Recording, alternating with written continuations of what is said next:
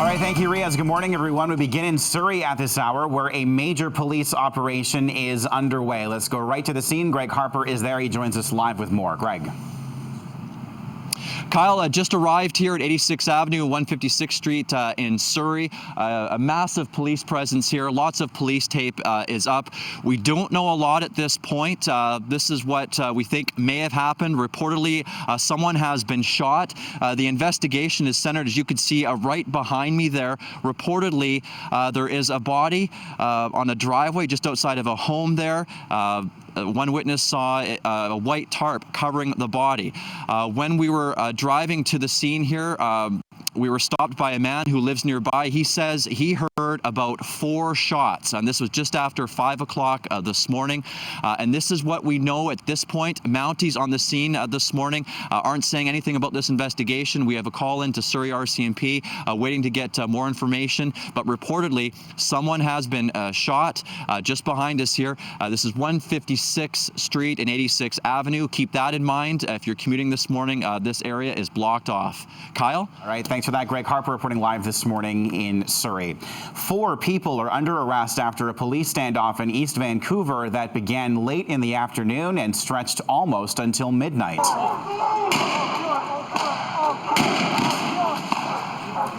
That was a flashbang device being used on the home on Knight Street near Kingsway. The incident began when police arrived to execute a search warrant, and the home's occupants refused to let officers inside. Dozens of police and emergency response crews were staked out for hours. Knight Street was shut down in both directions from King Edward to Kingsway, disrupting traffic. The standoff finally wrapped up at around 11:30, with 2 men and 2 women being taken into custody.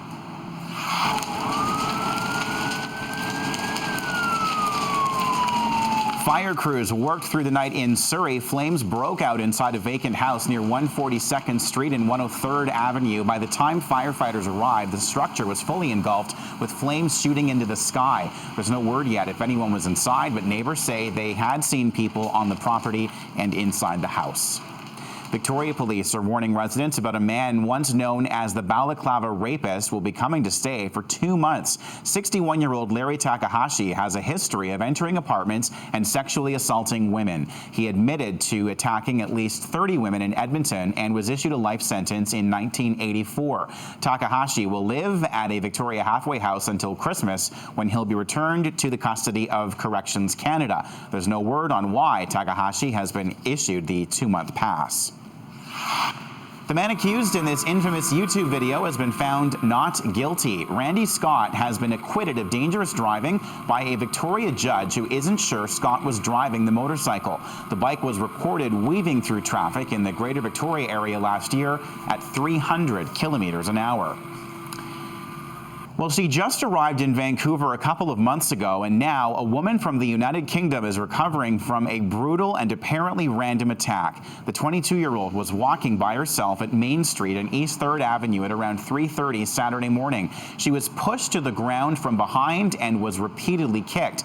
The woman was left with a broken jaw, cuts and bruises to the body as well. Police do not believe the attack was a robbery or sexually motivated. They're also not sure how many attackers there were. Her immediate response when she was attacked from behind and knocked to the ground was self-preservation. So she covered her head, she covered herself up the best she could while she was repeatedly kicked on the ground, and she lost consciousness. She doesn't remember anything about the attack. She remembers very little about the cab driver immediately following the attack that assisted her as well.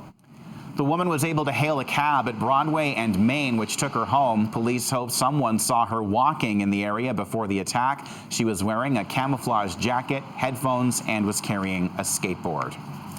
It's a distinction that no parent wants for their child's school. Vancouver's Lord Strathcona Elementary is the school in BC most likely to face severe damage during an earthquake. Parents have launched a website to pressure the province to get seismic upgrades underway. StrathconaSeismic.org has a petition, a fundraising effort, and a suggested email that supporters can send to their MLAs. The school was selected for upgrades in 2005 along with 2 other schools, but it has been left behind largely because Lord Strathcona has 4 buildings on the Heritage Registry, making the renovations much more expensive.